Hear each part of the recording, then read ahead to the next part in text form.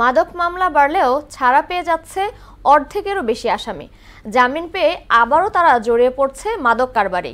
স্থানীয় পর্যায়ের সাক্ষ্য প্রমাণের অভাব, দুর্বল তদন্ত আর প্রশাসনের অবহেলায় এসব আসামি ছাড়া পেয়ে যাচ্ছে বলে মনে করছেন সংশ্লিষ্টরা।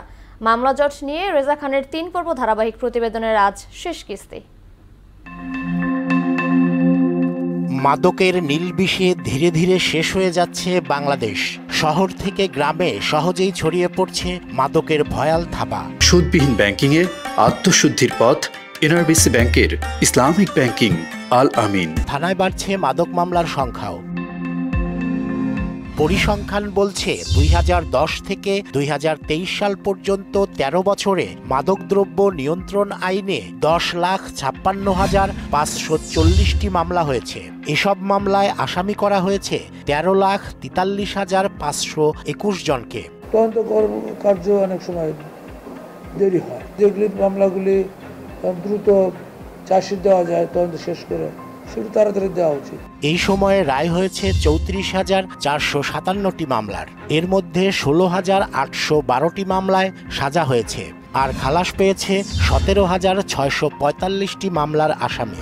এই 34,457টি মামলায় আসামি ছিল 37,067 জন।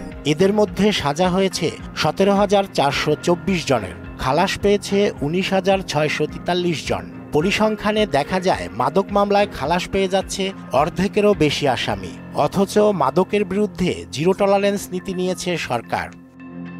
মাননীয় প্রধানমন্ত্রী জিরো টলারেন্স নীতি ঘোষণা করেছেন। এই নীতির আলোকে বাংলাদেশ পুলিশ এবং ঢাকা মেট্রোপলিটন পুলিশ মাদকের বিরুদ্ধে জিরো টলারেন্স নীতি নিয়ে কাজ করতেছে। তদন্ত ও সাক্ষ্য প্রমাণের দুর্বলতা এবং পুলিশের গাফিলতিতে আসামিরা ছাড়া পেয়ে যাচ্ছেন। এজন্যে পুলিশ সদর দপ্তর মাদক মামলায় সাজার হার বাড়াতে পদক্ষেপ নিতে পুলিশ কর্মকর্তাদের নির্দেশনা দিয়েছে। মাদক মামলায় অনেক সময় আসামিদের যে ধরনের শাস্তি হওয়ার দরকার সেই শাস্তি নিশ্চিত হচ্ছে না। যারা তদন্ত করে থাকে পুলিশ সদস্য, তাদের কোনো গাফিলতি আছে কিনা এই তদন্তের ক্ষেত্রে, সুতরাং মামলা রেকর্ডের ক্ষেত্রে কোনো ভুল হচ্ছে কিনা সেটার দিকে আমরা নজর দিয়েছি। মামলায় আসামিদের সর্বোচ্চ সাজা নিশ্চিত করা গেলে মাদক বাণিজ্য কমে যাবে বলে মনে করছেন সংশ্লিষ্টরা। জব্দ তালিকায় যদি কোনো ফল্ট না থাকে, এফআইআর যদি কোনো ফল্ট না থাকে, সেই ক্ষেত্রে মাদক মামলার কোনো আসামি খালাস পাওয়ার কোনো সুযোগ নাই।